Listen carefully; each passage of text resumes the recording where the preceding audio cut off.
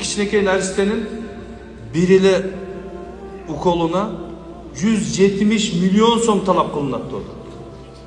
170 миллион, 2 миллион доллар деген сөз. Бул кишилердин ата-энесине, жакындарына бир шек келтирген жерибиз жок. Сиздерге ибрат үчүн айтып атабыз.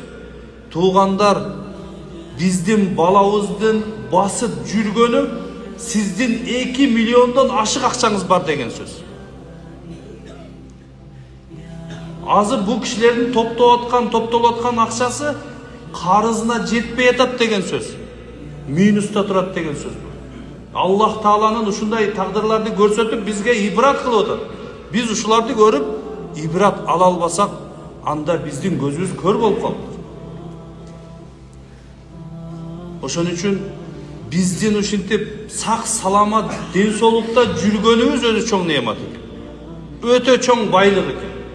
Буну жоготкон инсандар, ошо Хамзанын ата-энесинен сураңыз. Канчалык алар азыр күйүп атат. Аллах Таала бул кыйынчылыктары менен алардын күнөөсүн кечирген болсун. Даражаларын бийик кылсын иншалла. Бул күндөрдү көрбөгөндөй болуп кетишин Аллах Таала насип кылсын.